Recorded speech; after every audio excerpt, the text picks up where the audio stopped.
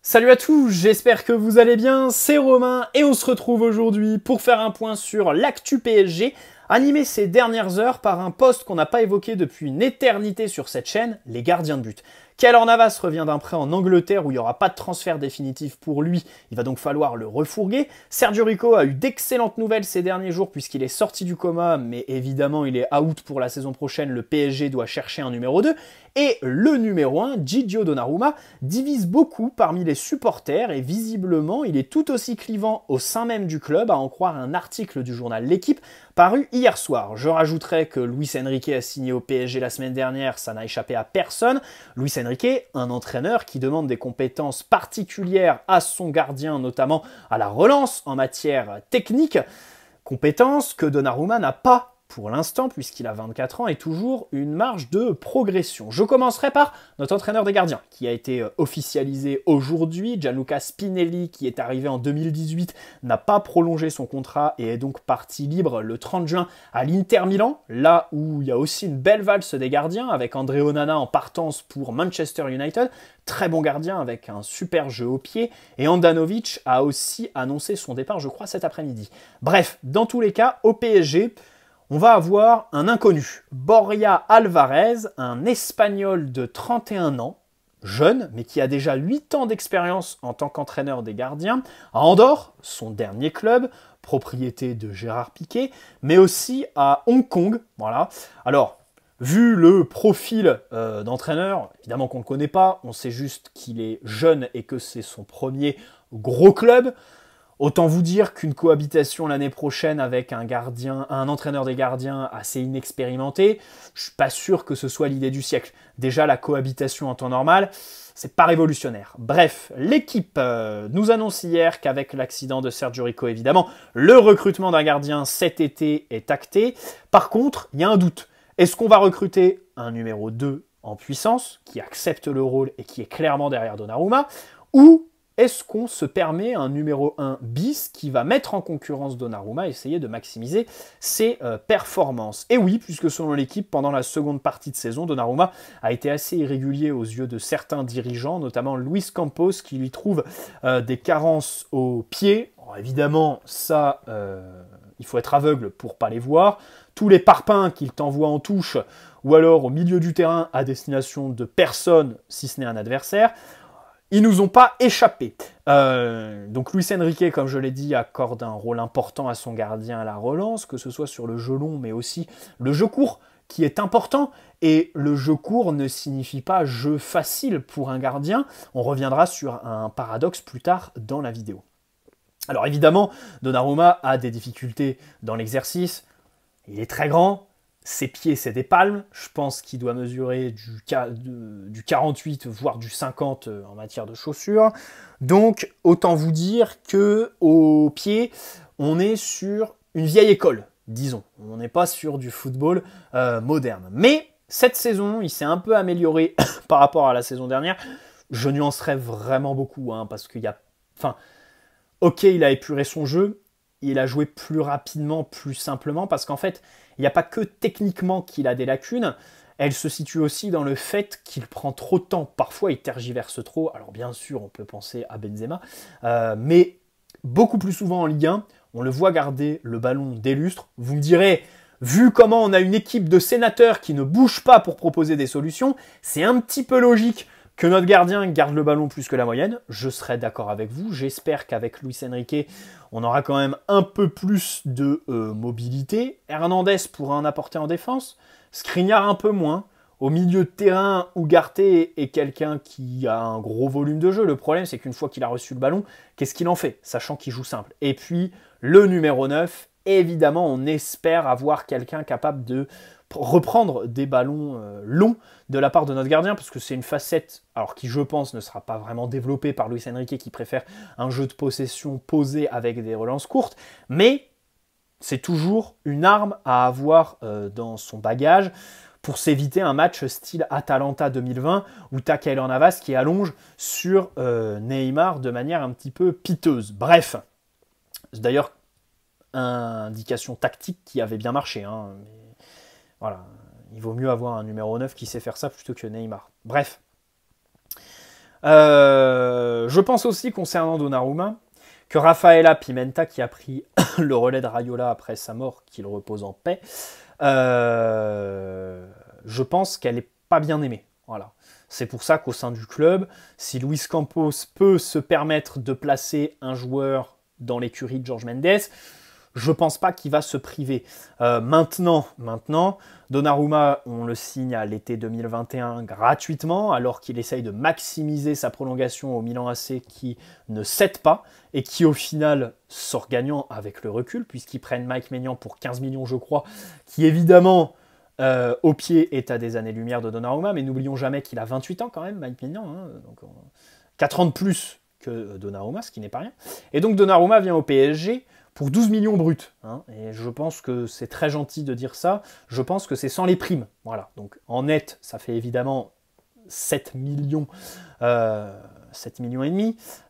Donc temps séparé, ça va être compliqué. Surtout que Manchester United, qui cherchait un gardien, a pris Onana. Et que, en général, quand un club vient sur le marché des gardiens, c'est pour recruter des gardiens modernes. Donnarumma ne l'est pas vraiment, il a des qualités très fortes sur sa ligne, sur les frappes à bout portant, mais c'est pas un gardien complet. Voilà, notamment sur les sorties, voilà, dans un football où les équipes aiment jouer avec des blocs hauts, pressés très haut l'adversaire, et donc s'exposer à des contre-attaques où le gardien devra sortir de ses cages. Chose que Donnarumma sait partiellement faire. Et puis ensuite, à la relance, évidemment, le gardien est de plus en plus sollicité. Pep Guardiola est un bel exemple à Manchester City, pardon. Bref. Donc Onana était sur le marché, il a été transféré, je crois, pour une 50aine de millions d'euros. Et en plus, il y a Séville qui ont des problèmes d'argent. Tous leurs joueurs, globalement, sont sur le marché des transferts. Donc, en gros, si tu veux, Bounou, le gardien du Maroc, qui est évidemment la sensation de cette année après le mondial, tu te rediriges vers lui. Bref. Et il y a aussi un gardien du FC Porto qu'on va évoquer plus tard dans la vidéo. Bon. Navas, qui sort d'un prêt pas franchement convaincant en Angleterre, voilà, où il a pris des buts, où il n'a pas des statistiques dingues, voilà. Il est devenu un petit peu pâteau, voilà. C'est-à-dire qu'il a perdu un petit peu en réactivité sur sa ligne. Il commence aussi à se faire vieux, Keylor. Et donc, moi, je suis d'accord pour dire qu'en 2021, l'avoir prolongé pour un mois plus tard, prendre Gigio Donnarumma, pour faire plaisir à Raiola, évidemment, qui était dans une impasse avec le Milan AC, je suis d'accord pour dire que l'erreur est là. Voilà. L'erreur est ici, si on peut parler d'erreur, parce que à l'époque, on était dans cette logique d'opportunité de marché, mais garder Navas une année de plus, bon, ça ne m'aurait pas dérangé, il était vraiment au sommet. Le problème, c'est qu'il y a eu la signature de Donnarumma, c'est fait, on ne peut pas revenir dessus. Et Donnarumma, c'est un gardien que j'adore. La cohabitation, sur les 6 premiers mois, il ne faut pas oublier que Donnarumma est quand même plus fort que Navas dans la concurrence. C'est pour ça qu'il en devient titulaire aller-retour contre le Real Madrid en Ligue des Champions, parce que Navas, rappelez-vous, novembre, il prend un carton rouge bébête contre Nantes alors qu'on mène 1-0, et contre Lens début décembre 2021, quand on fait 1-1, le but de Lens, c'est Seko Fofana qui frappe, et Keylor Navas qui se troue complètement. Alors que Donnarumma, sur ce genre de frappe lointaine à bout portant, a quand même la main bien plus ferme et des réflexes, une détente bien plus développée. Donc voilà, Navas, on va pas nous dire que dès 2021, c'était toujours l'ange qu'il était en Ligue des Champions. Il y a aussi son match contre Manchester City, avec le coup franc un petit peu fuyant où il peut faire quelque chose. L'autre, bon, qui passe, je crois, sous le mur ou à travers le mur où il peut pas grand-chose, mais ce coup franc fuyant là, c'est De Bruyne, je crois, où là, il est un petit peu fautif, voire clairement fautif. Bon bref, Navas n'est pas tout blanc, voilà. N'en déplaise à ceux qui veulent nous refaire l'histoire. Bien sûr, c'est une légende du club pour ce qu'il a fait lors du Final 8 et plus tôt dans la compétition en 2021. On n'oubliera jamais sa performance au Santiago Bernabéu, ça c'était 2019, ou alors sa performance face au Bayern, face au Barça match retour, où il repousse un penalty de Messi, je crois. Mais ça commençait déjà. Et donc là, prêt, pas très concluant. Il va falloir le refourguer absolument parce que fin de contrat 2024, tu es obligé de le vendre concrètement cet été ou alors le libérer de son contrat puisque dans tous les cas, l'année prochaine, il sera libre. Tu ne peux pas prêter un joueur qui est à 1 an de la fin de son contrat alors que tu sais très bien qu'il ne va pas le prolonger. Bon, passons à un joueur qui est dans le catalogue Jorge Mendes, gestifut Diogo Costa. 23 ans, gardien du FC Porto, estimé à 45 millions sur Transfermarkt, qui était un petit peu annoncé sur le marché des transferts dernièrement, parce que Porto est une équipe qui a souvent des soucis financiers, donc à chaque fois ils sont obligés de vendre avant le 30 juin et la fin de l'exercice comptable. L'année dernière, typiquement, ils vendent Vitinha, donc 40 millions, il faut absolument boucler le deal avant le 30 juin. Et ils vendent aussi un autre joueur à Arsenal pour porter le total à 75 millions, c'est ce qu'ils devaient faire rentrer dans leur caisse. Là, cette année, on nous annonçait qu'ils devaient vendre. Au final, on est le 12 juillet, ils n'ont pas vendu en juin, si ce n'est un prêt qui a été levé du côté de Berlin pour 8 millions d'euros. Donc, peut-être que financièrement, Porto se porte mieux qu'on ne le pense, et que du coup, en matière d'enchères pour un de leurs meilleurs joueurs, à savoir leur gardien Diogo Costa, ils seront peut-être gourmands, et ils essaieront de faire monter les enchères. Il a été associé à Manchester United dans leur quête de gardien, mais Onana a signé. Je crois qu'il y a Chelsea aussi qui s'y est intéressé, mais globalement, cet été, le marché des gardiens est assez calme. Voilà. Jorge Mendes pourrait jouer en notre faveur. Il a prolongé jusqu'en 2027 récemment avec une clause à 75 millions. Je pense que si tu en proposes 50, si ça leur permet d'assainir leur compte, parce qu'ils ne sont pas non plus dans une situation financière énorme, et puis surtout, un gardien, c'est pas le poste le plus difficile à remplacer, voilà. Donc, disons qu'à 50, peut-être que ça peut être possible. Pour la cohabitation avec Donnarumma, j'ai quelques doutes dans la mesure où, en sélection, il a une certaine pression sur son poste, et ça s'est ressenti à la Coupe du Monde. Je crois qu'il a fait une boulette lors du match contre le Ghana. Donc tout ça pour dire que quand il a un poste précaire, comme dans une cohabitation, peut-être qu'il se met une pression un petit peu trop grande et qui en devient du coup inutile. Voilà.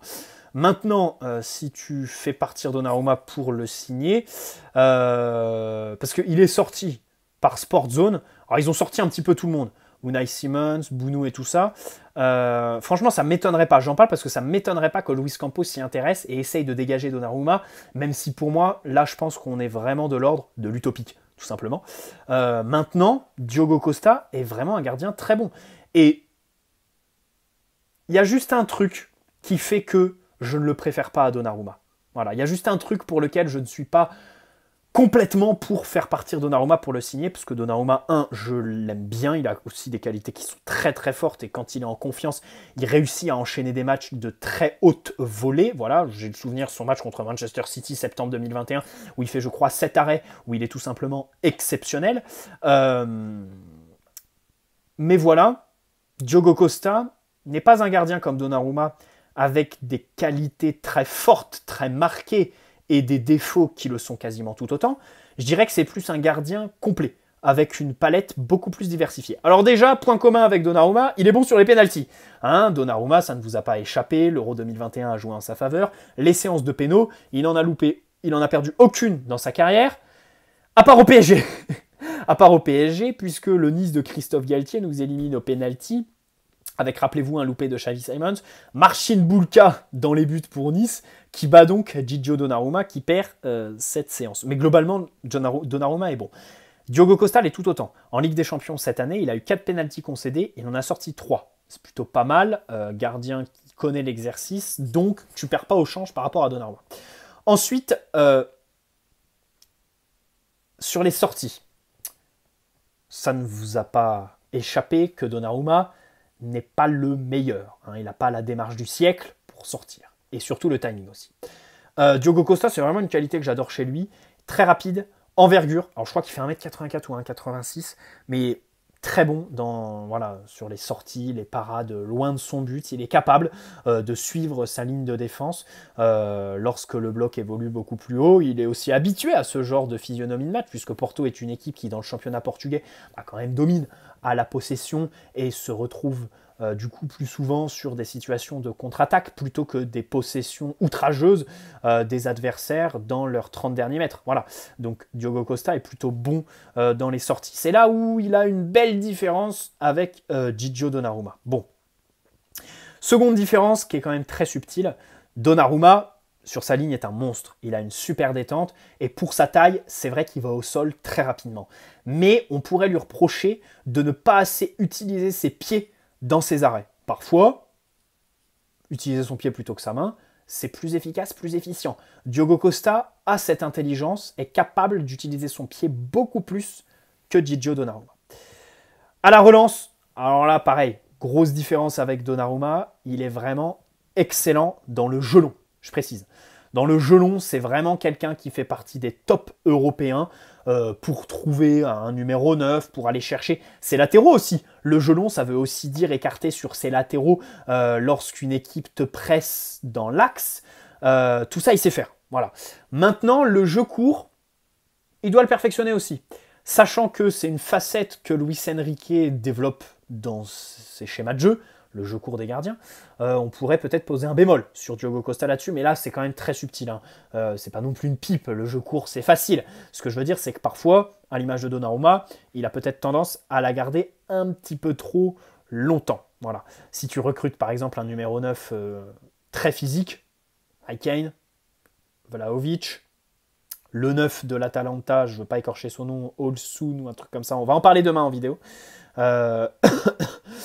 Tout ça sont des profils qui seraient capables tout simplement de reprendre des relances longues, sachant que cette saison, le peu de fois où tu l'as fait, c'était déjà avec Donnarumma et ses palmes, et ensuite à destination de Fabian Ruiz. Bon, pas le plus tonique au duel, disons. Par contre, Diogo Costa, domaine d'amélioration, les airs, la gestion des centres. Évidemment, au PSG, on concède beaucoup d'occasions au niveau des centres parce qu'on a une équipe très tournée vers l'axe, la densité, avec tous nos joueurs créatifs qui aiment bien revenir à l'intérieur du jeu, Neymar, même Mbappé aussi par moment, Marco Verratti, Lionel Messi, des joueurs qui ont aussi un sacré déchet dans leur jeu parce qu'ils prennent beaucoup de risques. Neymar, son jeu en rupture, ce qui fait que tu as beaucoup de pertes de balles, de contre-attaques, et à chaque fois, comme toute ton équipe est dans la densité axiale, l'adversaire, quand il récupère, va aller sur le côté. Forcément, ça va déboucher sur une situation de centre. On a pris un nombre incalculable de buts parce qu'en plus, derrière, tes défenseurs, c'est pas des as de la défense dans leur surface. Bichabou, Kimpembe, même Marquinhos, Hakimi fait un peu n'importe quoi. Nuno Mendes aussi, j'ai pas peur de le dire, c'est là où il a un axe de progression très clair.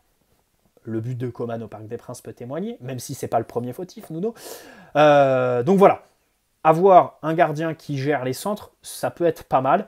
Donnarumma a été assez serein par moments cette saison, même si parfois il te fait quelques dingueries. Il est grand, donc il en impose, même si parfois c'est un peu déménageur, quoi.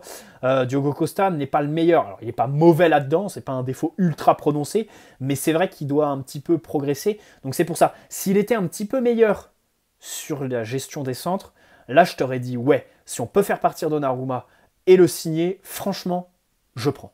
Parce que c'est vraiment un gardien ultra moderne que j'adore, et on nous dit Jorge Mendes a ses entrées au PSG et tout ça, c'est vrai. Là, pour le coup, franchement, avec Antonio Silva, le défenseur du Benfica, c'est clairement le genre de joueur dans le catalogue que je prends pour des raisons sportives et uniquement sportives, parce qu'on parle de cracks qui sont vraiment gratins, top prospects.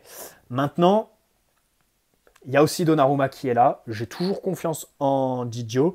Et donc, si on ne le fait pas, c'est pas très grave. Je resterai derrière Gigio que j'adore. En plus, au-delà du gardien qu'il est, sa personnalité me fait marrer. J'ai hâte de le voir avec Lucas Hernandez faire des stories et des live Insta après nos victoires en Coupe de France, parce que ça m'a l'air vraiment d'être les deux imbéciles heureux du vestiaire. Donnarumma avec sa belle tête d'abruti, il me fait bien marrer. Bref, j'ai adoré cette saison quand il est arrivé, quand tout le monde tabassait Christophe Galtier et qui te dit « Oh oui, non, nous au vestiaire, on le soutient, on a appris avec lui, continuer une année de plus avec lui, ça nous dérangerait pas, on est à fond derrière. » J'ai vraiment adoré, quoi. Mais bref, c'est vrai, c'est quelqu'un, un homme que j'aime, disons, au-delà du défenseur. J'adore à chaque fois ses posts Instagram avec sa grosse tête, son gros nez, là, vraiment, il me fait marrer rien qu'à son faciès. Bref, c'était l'instant délire. Cher Ndour a été officialisé cet après-midi. Alors, il a eu le droit au même dispositif communication que tous les autres. C'est notre 6e recrue.